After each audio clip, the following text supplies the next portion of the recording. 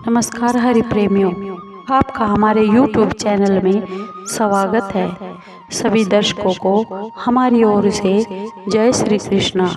हरि प्रेमियों, कैसे हैं आप? उम्मीद है आप सब अच्छे होंगे।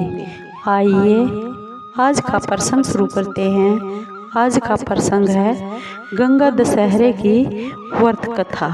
हरि प्रेमियों, उससे पहले अगर आप हमारे चैनल पर नए हैं तो प्लीज़ चैनल को सब्सक्राइब जरूर कर लीजिए और बेल आइकन को ज़रूर दबा लीजिए ताकि आप तक हमारे सारे नोटिफिकेशन पहुंच सके। हरि प्रेमियों, आपका एक सब्सक्राइब भी हमारे लिए बेहद मायने रखता है। हरि प्रेमियों, आइए जानते हैं गंगा दशहरे की व्रत कथा क्या है। हरि प्रेमियों, हमारे देश में गंगा दशहरा बहुत ही धूमधाम से मनाया जाता है।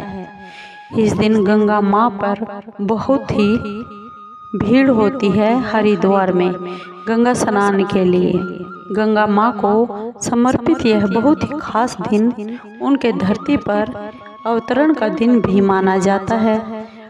हिंदू पंचांग के अनुसार गंगा दशहरा हर वर्ष ज्येष्ठ माह के शुक्ल पक्ष की दशमी को मनाया जाता है, जो कि आज यानी 30 मई 2023 को है। हिंदू धर्म में गंगा माँ को बेहद पवित्र और मोक्षदायिनी और पतित पावनी नदी कहा गया है। ऐसे में गंगा दशहरा के अवसर पर माँ गंगा की आराधना का भी विशेष महत्व है। कहते हैं इस दिन माँ गंगा की विधिवत पूजा करने से सभी भक्तों को मन की चाही प्राप्ति होती है।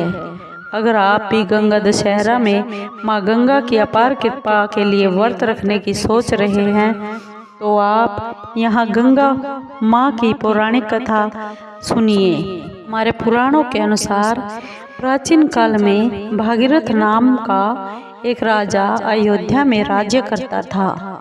उन्हें भगवान श्री राम का पूर्वज भी माना जाता है। एक बार की बात है, राजा भागीरथ को अपने पूर्वजों की तर्पण करने के लिए गंगा के जल की जरूरत पड़ी। उस समय माँ गंगा सिर्फ स्वर्ग में ही बहती थी। तब माँ गंगा को धरती लोक पर लाने के लिए राजा भागीरथ ने बहुत वर्षों तक कठोर तपस्या की, लेकिन फिर भी राजा भागीरथ को सफलता नहीं मिली। चिंतित हो गए राजा भागीरथ और तपस्या के लिए हिमालय पर्वत की ओर चल पड़े और वहां जाकर वे फिर से कठोर तपस्या में लीन हो गए। उनकी कठोर तपस्या को देखकर माँ गंगा बहुत प्रसन्न हुई और उन्हें आशीर्वाद दिया कि भागीरथ के सामने प्रकट होकर माँ गंगा बोली, हो पुत्र, आपकी क्या इच्छा है? तब भागीरथ राजा ने कहा, माँ, मैं तुम्हें धरती पर ले जाने के लिए आया हूँ। यह सुनकर माँ गंगा ने भागीरथ की इस विनती को स्वीकार कर लिया, लेकिन माँ गंगा का तेज वेग होने के कारण माँ गंगा बोली, मेरे वेग को कौन संभालेगा और कैसे संभलेगा? इस बात से माँ गंगा भी परेशान थी और राजा भागीरथ भी परेशान हो गए, क्योंकि अगर वह सीधा धरती पर आती है तो बहुत तेज वेग के कारण धरती तबाह हो जाती। उनके इस परेशानी का हल सिर्फ भगवान शंकर ही कर सकते थे। इसलिए वे भगवान शिव के पास गए और बैठकर भगवान शिव की आराधना की और उपवास रखा।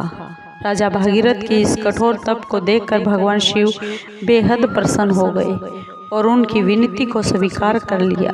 इसके बाद ब्रह्मा जी ने अपने कमंडल से माँ गंगा की धारा प्रवाहित कर दी और भगवान शिव ने माँ गंगा की धाराओं को अपनी जटाओं में बांध लिया। इस तरह 32 दिनों तक माँ गंगा शिव की जटाओं में बहती रही। फिर जेठ के महीने के शुक्ल पक्ष की दशमी तिथि को भगवान शिव ने अपनी एक जटा खोल दी और माँ गंगा को धरती पर छोड़ दिया। इस प्रकार माँ गंगा धरती पर अवतरित हुई और उधर राजा भागीरथ ने गंगा माँ को धरती पर आने के लिए हिमालय की बहुत ही दुर्गम पहाड़ियों के बीच से रास्ता बना दिया। इस प्रकार माँ गंगा पहाड़ से मैदानी इलाके में पहुँच गई। तब जाकर राजा भागीरथ ने गंगा जी के पवित्र जल से अपने पूर्वजों का तर्पण करके उनको मुक्ति दिला दी। माँ गंगा जिस दिन धरती पर आई थी वह दिन जेठ का महीना का शुक्ल पक्ष की 10वीं तिथि थी।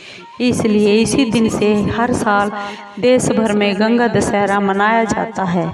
इस दिन माँ गंगा की विशेष तौर पर पूजा की जाती है और गंगा घाटों पर बहुत ही भीड़ होती है।